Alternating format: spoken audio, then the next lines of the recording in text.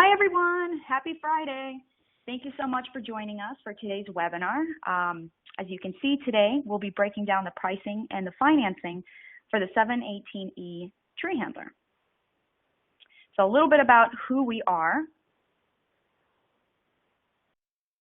My name is Marina Turner, and I am part of the digital marketing team here at SENNEBOGEN. I help facilitate these SENNEBOGEN webinars and bring educational material forward to you guys. And here we have Jerry Sokolowski, and he is a key member of or at SENNEBOGEN Capital and is the go-to guy when it comes to any kind of financing for SENNEBOGEN equipment. So jumping into the agenda for today, for one, we will do a brief overview of the 718E and why it's an excellent addition to the toolbox, especially if you deal with multiple trees. We'll go into a quick price analysis and the total cost of ownership. And then Jerry will take over and discuss the financing options as well as the lease by the hour program that's available, as well as other creative payment terms. And then I'll wrap up with explaining what the growth kits are, so you know how they can help facilitate more business for the 718. And finally, we'll have a live Q&A at the very end. If any of you guys have questions throughout the presentation that just kind of pop into your head, feel free to type in your questions. Below the video that you're viewing, there is a little button on the left-hand side that says leave a question. So you can go ahead and click on that, type in your question. I will be able to monitor and see, and we'll address it towards the end. If for whatever reason we can't get to all the questions or we can't answer your question, don't you worry. We will put together a Q&A document that we will email to everybody after the presentation. All right, so let's go ahead and jump right in. So here at SENNEBOGEN, we really strive to design and purpose build all our equipment to help solve for the industry challenges. And we really believe that better equipment leads to better business growth. And especially when it comes to handling multiple trees, we really believe that the 718E tree handler is an excellent addition to your toolbox. So as stated, it's not ideal for every single job out there. Of course, it's not an end-all be-all, but for particular application, it really excels far more than other equipment out there because it was purpose-built for the urban forestry environment. So as you can see, roadside tree removal, ROW, clearing right-of-way, I should say, utility and tree obstruction clearances, guardrail and sound barrier tree cutting, steep bank tree removal along bridges and highways, as well as tree removal along wetland edges, along rivers and streams, and of course, storm work. One of our clients took his 718 out after the 3 nor'easters in the Northeast this past winter, and he got some PR with the news station, but it was amazing how quickly he was able to clear the roads and get everything up and running with his 718. So, of course, safe way to remove entangled and unpredictable trees post-storm. And, of course, along building and residential perimeters. So some of our clients like to take out their 718 if they have 5 or more trees to cut. In the same vicinity. Others prefer at least 10 trees. So it really kind of depends, how far the location is and, what you deem makes sense to you. So, some of our customers have different preferences, but, this is not equipment that you're going to take out for 1 tree. So just keep that in mind. Okay, moving into the basic design criteria for, what inspired us to design and build this equipment is, of course, the following 4. Safety. We know that this is a big concern in this industry, and if we could create equipment that removes a person from the cutting area and protects them inside of a cab, that was what we were aiming for. Performance is always key, productivity. We wanted to drastically increase the number of trees that can be processed in an hour and therefore in a day. A lot of our customers are able to do tenfold Operating costs, we wanted to build equipment with very low operating costs and easy maintenance. And finally, flexibility. We wanted to provide a tool carrier that was able to operate with multiple attachments without changes to the base unit. Okay. The main benefits, of course, reflect all of our design criteria. Safety, no manual hard labor and the resulting fatigue. We all know that the greater the fatigue, the greater the chances of some kind of injury or accident and worse. So we wanted, of course, to avoid that. And then taking the vertical aspect out of tree work and into a protected cap. Now, we'll always need, in certain jobs, tree climbers and some of the manual aspects of tree work. But in particular environments or circumstances where we can take the operator out of harm's way, this equipment definitely allows us to do that. Excuse me. Productivity, being able to handle tree removal at scale. So there's millions of dying ash trees out there that are brittle and are dangerous to climb. And so and a lot of towns are dealing with the challenges of how to handle all the dying ash trees. So, something like the 718 is ideal for these kinds of projects, not to mention forest fires and other natural disasters that affect large amounts of trees. There's just simply not enough supply to meet the demand of all the tree work that's out there. And that kind of plays into relief of labor constraints and bottlenecks. Being able to do more with less resources and therefore increasing company capacity. So, one person can do, or one operator can do the work of 3 or 4 traditional crew members. So, that increases revenue per head. So that allows a company to grow without necessarily adding additional workforce. That same workforce just goes a longer way and is able to take on more contracts. And finally, a competitive edge. Being able to complete contracts not only safely but quickly is a huge plus. One of our clients was able to complete a project that was if done with traditional methods, would have taken about 20 days. And he was able to do it in 3 days using the 718. So it's a huge difference there. Okay, and here you will see a few photos of the 718 in action. So taking out trees, as you can see, by by a stream here, by some water. Being able to reach down, even on a small slope over here, cut, grab, and then, swivel around and put into a nice, neat pile is nice, definitely. And then the picture on the right is the 718 doing some tree removal around power lines. So keeping the operator, of course, far away from them, which is always good.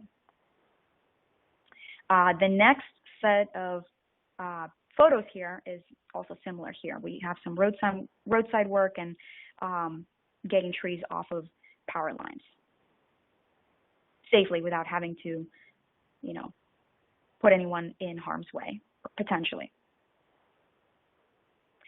And here are a few photos of the various attachments that can come with the 718. It's very easy to attach, very quick, and that allows for increased versatility for different projects. So equipment is great. We love it. It increases productivity, and of course, it protects operators' lives. And as far as the owners or the managers, it's definitely provides that peace of mind that people are out of harm's way, which is always great. But the common questions that we have gotten and why we've created this webinar is the following. How much is the equipment, first of all? And then, will I have enough work to pay for the equipment and make a profit? And are there financing or leasing options available to be able to preserve my company cash flow? So jumping into the first of the three, we'll go into the price analysis and the total cost of ownership. So the total, excuse me, the total cost of ownership is based on $550,000 for the equipment. And breaking down the cost by including fuel, and it's about 2 to 3 gallons per hour, at least here in North Carolina, based on how much the fuel costs. It would be about $7.50 per hour. Full maintenance would be $6.20 per hour, based on 6 years and 10,000 operating hours. Lease by the hour for the actual equipment would be $52.73 per hour, again, based on 6 years and 10,000 operating hours. And adding this all up, all together, the total cost comes out to $66.43 per hour. So a little bit over $66. So, you can go ahead and think about what you normally make in an hour. And then also keep in mind that projects that take less time to complete equal, more revenue per hour, just because, if you can do, it takes less time to complete something, of course, that increases its value, and you're able to, because time is money, and you're able to take that extra time now and dedicate to other projects that you can take on. Now we go into, let's see here, flexible and creative financing options. So this is Jerry. You can go ahead and take it away. Thanks, Marina. I really appreciate it. We'll step right into the finance options. And one of the questions is, why finance? Well, the rates are still low, so there's a lot of attractive programs that are available through SENNEBOGEN and with various different products, whether it be ownership type financing or leasing. And that's really the difference here, loans and leases. Loans for ownership, leasing is primarily usage. So you use it for a certain time period, where that may be a certain term, 60, 72 months, or potentially hours, which is lease by the hour product, which I'll dig a little bit further into as we move through the presentation. Basically what it does, it preserves cash. So instead of putting an outlay of cash up front, allows you to spread that out over time. And with one of the products, depending on your company, what works better for you to finance to own, or finance to lease, or finance just for ownership, or for usage, excuse me.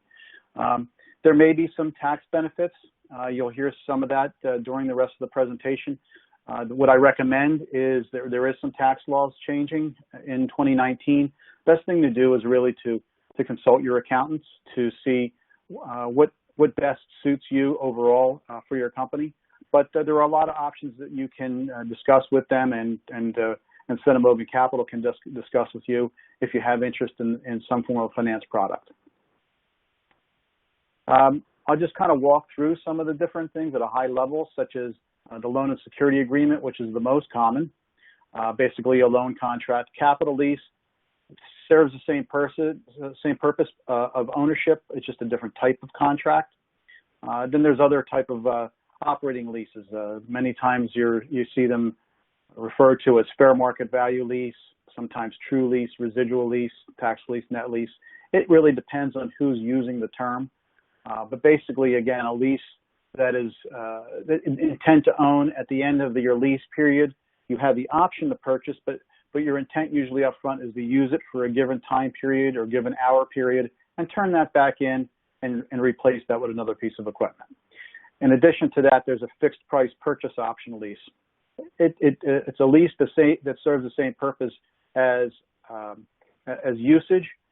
The difference with the fixed price purchase option lease is on your contract. It actually states for you how much you can purchase that equipment for at the end of term. I'll walk through, not get too deep with it, but the loan and security agreement, again, it's another form of ownership financing. You make your monthly payments at the end of the term. You're the owner of the equipment. If you'd like to pay off somewhere early within the term because for whatever reason you have you're heavy on cash or something, there is that option. There's a minimal penalty for prepayment. And again, it depends on the structure of your transaction where there may not be. So again, that's something we work through transaction by transaction. And something to check with your accountants for looking at depreciation options to bring it to their attention and see if it makes more sense for you in your business to potentially own versus leasing. And again, each country or each account or each company is different based on your needs. The capital lease, again, if the user intends to own the equipment at the end of the lease, it's a different type of lease, a different type of contract, where again, if you make all your payments all the way through, you are the owner at the end of the term. And then the dollar, they don't come after you for a dollar. It's just the structure, and many times this type of contract is used where a company has a master lease where they do various different type of finance products. So most commonly when we're financing SENNEBOGEN units, if it's ownership, it's typically under a loan document. Under the operating lease, user, they don't necessarily intend to own the equipment, but you do have the option at the end if things evolve, maybe you feel that it might be best to be able to retain that piece of equipment for an extended period of time. When you reach the end of the lease, you have that option to buy it out for a purchase option, or you can lease it on a month-to-month basis, or turn it in. Those are your options under a leasing structure. Many companies may be familiar or use some form of a leasing product when they're financing their company vehicles. If company vehicles operate under mileage, the lease operates under operating hours. So it's designed for a specific term, a certain amount of hours, and you run that out. And I'll get into lease by the hour because there is an extension of a lease which gives you some options. Again, you have off-balance sheet financing, which is currently the structure for leasing today. But again, some of that is changing depending on your company and depending on the structure. In 2019, there'll be some tax law changes, so it's best to check with your accountant. They have not been implemented yet, and so the time frame may be different by each company. Your leasing will give you your lowest monthly payment. Again, and it conserves a little bit more capital, and typically it's 100% financing when you're doing leasing. Now, I'll talk briefly about lease by the hour. This is a product that is taking a standard type lease product and offering some unique flexibility, where a typical lease structure is designed off of a certain term. Say, for the example that Marina showed earlier, it was 72 months, 10,000 hours total, or 2,000 hours a year.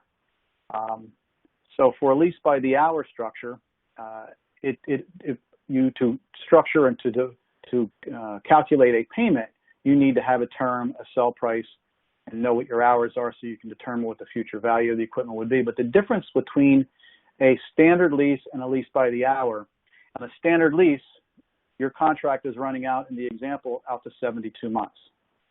And for whatever reason, on a lease, and it's the same thing not only under SENNEBOGEN Capital, it's under any standard lease structure that you would have with any piece of equipment from any manufacturer.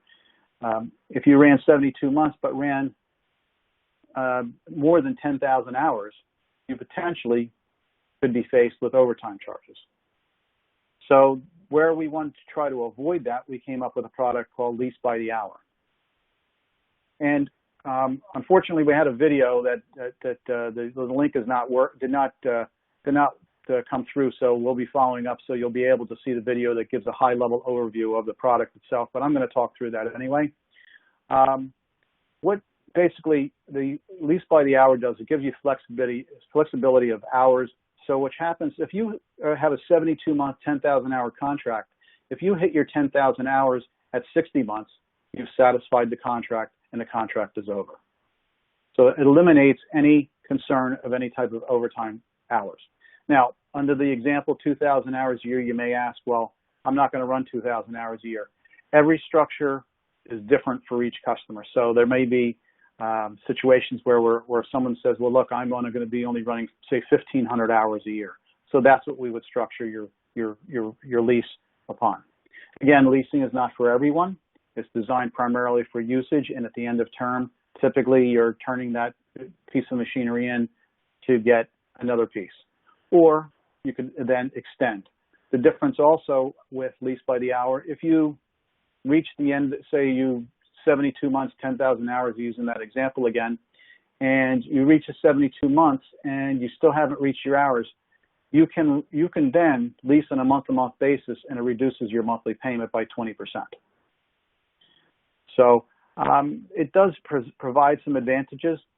On a standard structured lease, you have a monthly payment, and I'll show you an example of what we have a few more slides down. The difference with lease by the hour, you have a base payment. So, which means for standard structure, if you're talking for the example at 2,000 hours or 10,000 hours over 72 months, or 2,000 hours a year, you're permitted to operate 167 hours a month under the lease by the hour structure. If you run 167 hours, you only owe the base payment. If you run over 167 hours, let's say say you run 170 hours, you have your base payment, which is always consistent throughout the term, 167 hours, and you ran 3 extra hours, you would pay 3 hours times your cost per hour. It's easy to calculate. It's actually structured and given to you right when you're quoted, and also on your lease document. If you run under your 167 hours, let's say, for instance, you only ran 160, 7 hours are banked towards your following months. So you don't lose out if you run under. So it gives you a lot of advantage, and especially if you're moving, if you find that business is going to continue to increase, and that maybe you might reach that hour limitation at some point before the actual contract term that was originally designed, in this case 72 months for the example, and you do that at 60 months, 58 months, 62 months, whenever that might be. Once you reach that obligation, your lease is over. And then you do still have options to purchase, continue month to month, or purchase the equipment. So those options do not change. Again, lease by the hour is an extension of a standard lease product. Here's just a few thoughts when you look at a traditional fair market value lease versus a lease by the hour. Again, you're looking at a pool of maximum hours with a minimum annual usage. So, which is mean the 167 hours per month or 2,000 hours a year for the example. You have a flexible term because your term may end early. You have to have a term up front to be able to calculate a payment, but then it's flexible. It's all really based and driven by the hours of your usage. There's no overtime, and typically you're terming and that the life cycle of that equipment out of the lease by the hour at the actual time you want that to end. So you're not keeping equipment beyond their usable life. Again, this is kind of maybe talking through some of the things that we talked about that I may have mentioned, a little more flexibility, the pool of hours to pull from, no overtime. There's no need to rotate equipment because in some operations that's the case where you have to rotate because some equipment gets more hours than others. So in the balanced usage based on your revenue, the more you're working it, typically the more money that you're making, and and when less usage is maybe on the slower times, so you're paying less when business is slower. 20% discount if you extend that lease. There's no early termination fees. So what that means is you run out your contract. There's no fees as if you follow through the end of your contract, whether it be hours and or term. And it's a reduced monthly payment. So many times you can match up your expenses based on your usage again. There's some other creative terms. Again, you have the conventional loan, you have the lease by the hour. There could be things, your seasonal skip type of payments. There could be possibly some deferred payments up front. There's quarterly, there's annually, there's many different structures. They don't have to be the traditional 24, 36, 48, 60. It could be any of those terms in between. There's many different finance options that are available to you. We encourage you to ask us if you're thinking something, and see if it fits. It may not, but it's good to ask. Just kind of give you an example, and this is working off a standard lease versus a standard loan product. Off the $550,000 unit, a 60-month term. If you're doing it as a loan, it gives you an idea. $10,500 and change is your loan payment. If you were to lease that product based on the structure of the 60-month or the 2,000 hours a month, this happens to be 60-month term. It's roughly $7,500. So it reduces your payment by roughly $2,900 or 29%. And again, if you're not intending to own, there could be a cost savings to you. Marina, I'll switch that back to you. All right. Thank you, Jerry. All right. So I'd like to talk a little bit about what the 718E growth kits are. You may or may not have seen some of the blogs we've had out about them, but basically it's a complimentary 6-month marketing package kit that we've created to feed your 718 with new business. The purpose is basically to keep the 718 busy. And we do that with advertising in your local area toward your target demographic. And we also help facilitate your own demo days to your local prospects, whether it be your current client base or potential prospects, utility companies, municipalities, et cetera, et cetera. So we help facilitate that. And in general, we provide an overall kind of consulting type of service so we can identify any gaps or areas of opportunity for your business to grow. So, the 718, yes, it's awesome equipment. We love it. It's very innovative and revolutionary to the urban forestry industry. But we also want you to look at it as a method to grow your company. And our goal with that is simply to help you guys be successful. When you're successful,